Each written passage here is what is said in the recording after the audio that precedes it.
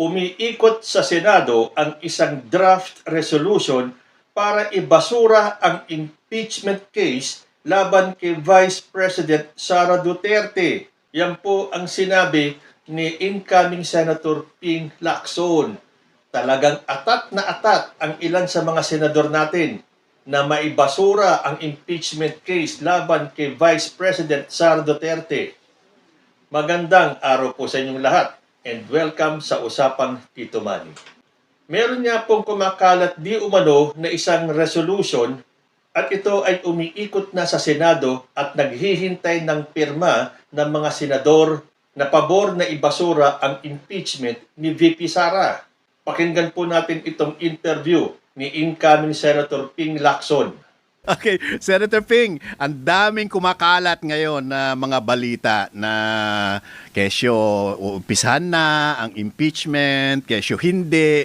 Kesyo, ito yung pinaka-latest.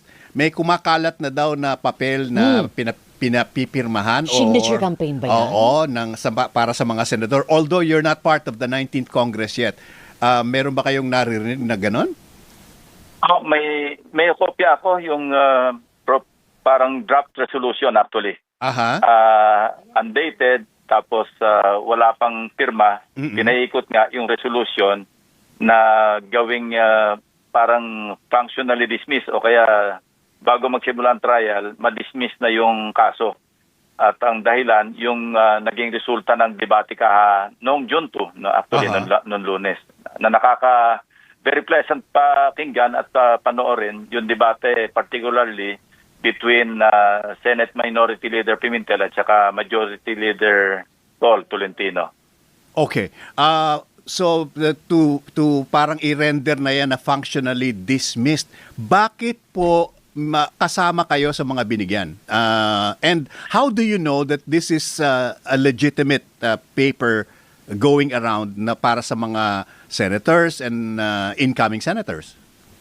Taga-Senate kasi nagpadala sa akin eh. At sinabi nga may iniikot na proposed resolution na para pirmahan ng mga senador para ma-debate nila sa floor in case na makakuha ng signature yung resolution. Resolution yan eh, pero kailangan pa rin itakil sa plenaryo at pagdebatehan at kailangan kumuha ng majority na boto para ma-adapt yung resolution. Yeah.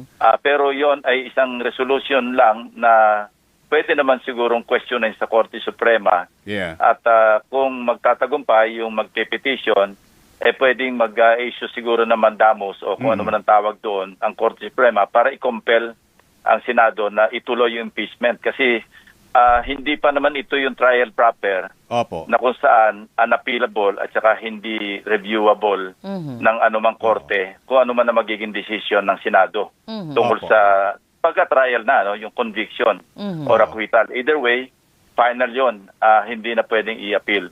Pero dahil ito ibang usapin at merong question ng batas o constitutional lang ang usapin, pwede sigurong, hindi ako lawyer, pero ito Opo. lang yung base sa aking pag-usap din sa mga nakakaalam, yung mga learned na mga abogado. Opo, etong hawak po namin ngayon yung hard copy nitong resolution. Kung ito man po yun, ang nakalagay po ay resolution declaring the de facto dismissal of the impeachment case against Vice President Sara Zimmerman Duterte by operation of the 1987 Constitution.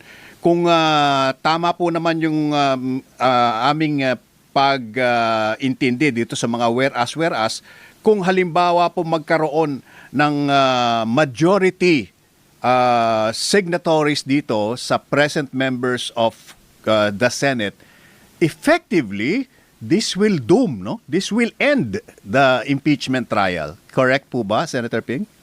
Correct. Ipo-formalize lang yan sa plenaryo kung saan i-adapt yung resolution. At kung nakapirma yung majority na ng senador, good as carried or adopted yung resolution na yan.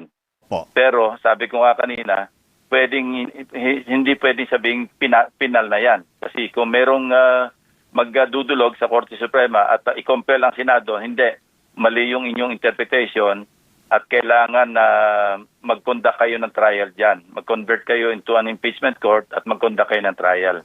Pwede siguro mangyari yon. Hindi penal yung Opo. resolution ng Senado. Opo, nakasulat po dito, sir, a decision of conviction requires the concurrence of 2/3 of all members of the Senate. The trial shall forthwith proceed after the articles of impeachment have been transmitted. Hindi pa po natin alam kung ilan po ba talaga yung okay dito sa kung magta-trial ba tayo o hindi. Kaya po ba alanganin pa rin at nagkaroon ng ganitong sulat na kumakalat?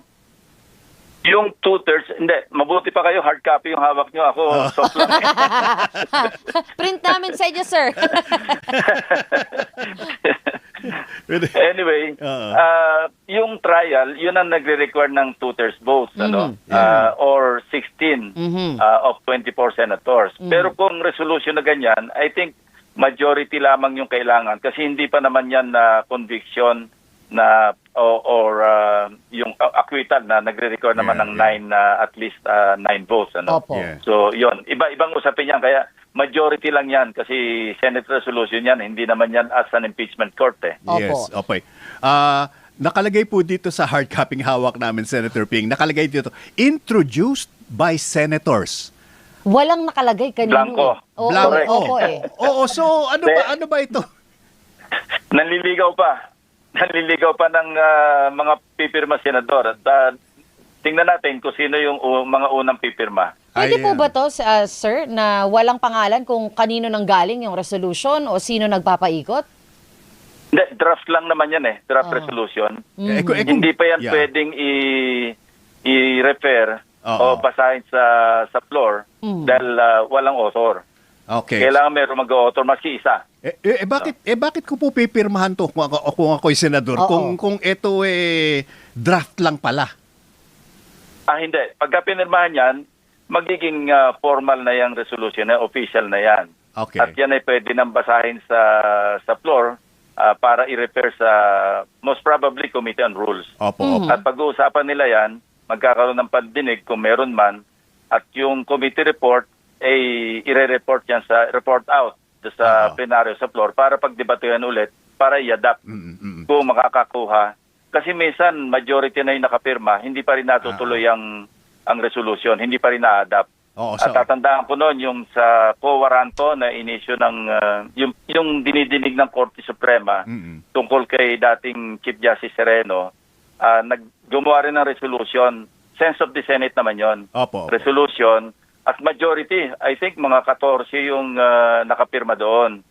Pero tatandaan ko, nagkaroon ng debate sa floor. Kaming dalawa ni Senator Kiko Pangilinan noon ang nagdebate. Madaling araw na yun kasi katatapos lang namin yung budget hearing. Hindi natuloy yung hindi na-adapt yung resolution. Although majority na yung nakapirma. I think 14 na yata nakapirma sa resolution. So maski majority nakapirma, kailangan pa rin formally i-adapt yan sa plenaryo kasi kung mayroong mag-object at magkaroon ng debate at magbago ng pananaw ng desisyon yung iba dahil doon sa resulta ng debate, hindi ma-adapt yung resolution. Parang fishing expedition po itong resolution na ito. Ano po? Kung sakasakaling maraming pumirma, kami ang nagpakalat niyan. Pag sumemplang, wala akong kinalaman diyan. Hindi po ba? Parang alam na alam eh. Parang alam niyo yung nangyayari sa Senate. parang ganoon eh. Para may point, who to point. Parang nababibrate ko lang, Senator Ping. Pero yeah, I think ang dapat siguro nangyari diyan, meron ng isang author noong resolution at ito'y para mabasa na sa floor. Kasi pwede namang isa lang yung author eh. Yes. Tapos ibabasahin, first reading, tapos i-refer sa isang komite, didinggin, at kung makakalap ng enough signatures para i-report out, halimbawa, 13 yung nakapirma, no, pati mga ex officio, bilang yun. So, ex officio members, meaning yung, hindi Senate President, majority leader, pro temp, minority, yung mga ganon, yung mga officers ng Senado. Pero kailangan ng 13 makapirma doon sa, at least doon sa committee report. Opo. No? Para pag may pumirma, sir, this only becomes a resolution na may author na. This does not cancel out the impeachment proceeding so far. Kaya nga, dapat, ang tawag talaga dyan, draft resolution. undated, Tama. saka walang author. Pero kung may mag-author dyan na maski isa, pwede nang basahin sa floor yan. Oo. Pagkatapos, ma-refer na sa komite. Pero tuloy pa rin po yung impeachment proceeding hanggang hindi ito na pagdedesisyonan.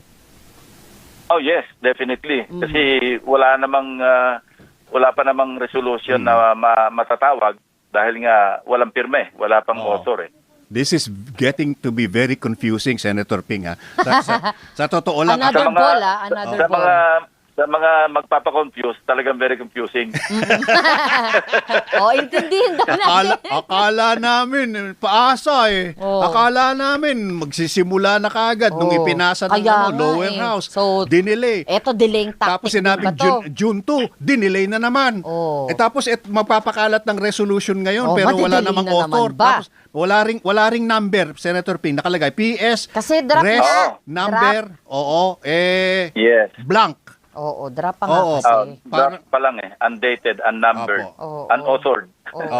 This is not very encouraging to say the least. Senator Ping, maraming salamat po at and really we're happy na you will be part of the 20th Congress. Ayan, galing na po kay Ping Lacson na meron kumakalat na resolution para ibasura ang impeachment case ni Sara Duterte. Although ang sinabi nga niya, marami pa itong pagdadaanan bago nito makamtan ang layunin nito. At ang layunin, ibasura ang impeachment case laban kay Vice President Sara Duterte. Na ikinatutuwa ng mga DDS. Nag-iiyakan daw ang mga pro-Marcos dahil ibabasura daw ang impeachment case ni Sara Duterte. Tuwang-tuwa kayo. Sinusuportahan nyo pa ang mga senador na ito na gustong pagtakpan at huwag magkaroon ng accountability si VP Sara. Yan ang gusto nyong mga leader ng bansa. Ang mga senador na pang-interes lamang ang gusto, hindi ang kapakanan ng buong bansa. O kung may mga katulad ninyo na tuwang-tuwa na maibabasura itong impeachment ni Sara Duterte, mag-isip-isip kayo. Akala ba ninyo, pag nagpatuloy ang pangungurakot ng mga opisyalis natin sa gobyerno, ay maaambunan kayo? Hindi. Ni singkong duling, wala kayong matatanggap sa mga makukurakot nila. Pangsarili lang nila ang kanilang iniintindi. Sana man lang, kung yung mga kinurakot nila, ay bibigyan kayo mga DDS ng ayuda. Tuwang-tuwa kayo talaga. Akala nyo hindi kayo apektado kapag nagpatuloy ang pangungurakot at ang korupsyon ng mga opisyalis na ito. Sila-sila lang po ang makikinabang, yung mga mag-a-acquit kay Sara Duterte. Dahil isipin ninyo, ano ang magiging dahilan nila para nila i-acquit si Sara Duterte? Ang gusto lang ng taong bayan marinig ang panig ni Sara Duterte. Bakit? Maraming malalantad sa impeachment trial at malalaman ng buong mundo, hindi lang ng Pilipino, kundi ng buong mundo, ang mga katiwalian na nangyari sa ilalim ng DepEd, ng OVP, at malalaman natin kung saan ginastos yung confidential funds. Kaya huwag kayong magsaya. Dahil pag nagtagumpay itong mga senador na to na i-acquit si Sara Duterte o ibasura ang impeachment na yan, wala po kayong mahihita. Hindi po kayo makikinabang. Sila-sila lang po ang magdidiwang sa kanilang tagumpay. So itong resolution na to, sinabi na nga ni incoming Senator Ping Lacson na merong kumakalat. Pero ito po ay itinanggi ni Senate President Chis Escudero. Ay syempre, ano pa ba ang i-expect natin kay Escudero? At kung makikita niyo yung interview sa ilang mga senador, playing safe pa sila. Pero alam mo naman na isa sila sa mga pipirma sa resolution na yan. Sabi po dito sa GMA News, no resolution filed to dismiss Sara Duterte impeach case, sabi po ng ilang senador. Senate President Francis Chis Escudero denied that an alleged Senate resolution dismissing the impeachment case against Vice President Sara Duterte has been filed in the upper chamber. Sabi ni Escudero, as of last night, there is no such filed or pending resolution. The document, which is currently circulating on social media, is allegedly seeking the declaration of Duterte's impeachment case as de facto, dismissed by operation of the 1987 Constitution. It states that the 19th Congress has no sufficient time to fully deliberate and resolve the articles of impeachment against Duterte as the matter cannot cross over to the incoming 20th Congress. Although Senate Minority Leader Aquilino Coco Pimentel III said there is a big chance that the document may be fake. Flawed logic, big chance not authentic. Even quotation of the constitutional provision is not accurate. Sabi po yan ni Pimentel. Sabi naman ni Senators Risa Hontiveros, Joel Villanueva, J.V. Ejercito, and Cynthia Villar, they all said they have not seen the supposed Senate resolution. Duterte's allies, Senators Ronald Bato de la Rosa and Bongo, did not immediately respond to reporters' queries regarding the document. So sinasabi ni Chis Escudero na wala pang na-file na resolution. Sabi ng ilang mga senador, wala silang nakikita. Si Bato naman at si Bongo, hindi kagad sumagot. Bakit kaya hindi kagad sumagot? Hindi kaya may kinalaman? Ito naman ang sagot ni Senator Amy Marcos. Sabi niya, the supposed resolution was among several drafts she has encountered regarding the impeachment. One of the many drafts na iba-iba ang pakay. Parang pangatlo yan sa nakita ko. Maraming versions. Lahat ay naghahanap ng pinakamabisa at pinaka-naaayon sa batas na solusyon. Yung walang butas. So, kaninong kwento na naman kaya ang mali at tama? Yung sinabi ni Ping Lacson na merong kumakalat na resolusyon, although ito ay draft resolution pa lang, o yung pag-iwas ng ibang senator tulad ni Bongo at ni Bato de la Rosa sa katanungan kung may resolusyon, at yung mga ibang playing safe na senador na wala pa daw silang nakikita. Pero si Amy Marcos, may nakita na daw. Ito talaga mga senador na to, no? Pinaglololoko nyo na lang ang taong bayan. Pero meron pong update dyan. Sabi dito sa balita, si Senator Ronald Bato de la Rosa pala ang salarin. The Senate resolution to dismiss Sara Duterte's case was written by the staff of Senator Bato de la Rosa. Kaya naman pala, hindi kagad siya sumasagot sa katanungan na yan. Totoo bang may resolution? Kasi isipin ng taong bayan, totoong meron. Kasi atat na atat kayong mga senador na mapawalang bisa yung impeachment case ni Sara Duterte. Alam nyo, ako nahihiya sa mga senador natin. Hindi nyo ba nakikita, ang buong bansa ay nakatuon sa inyo, pinagmamasdan ang bawat kilos ninyo. Pero kayo, deadma lang kayo eh. Dahil ang inyong interes ay para sa isang tao lamang at hindi para sa buong bayan. Palibhasa, I hope I am wrong, makikinabang kayo kapag na-acquit ninyo si Sara Duterte.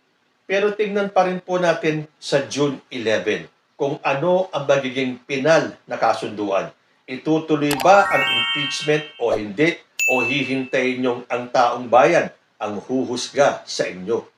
Kayo po, ano ang masasabi ninyo? Comment lang po down below and I will see you in my next video. Diyos ti Agnina.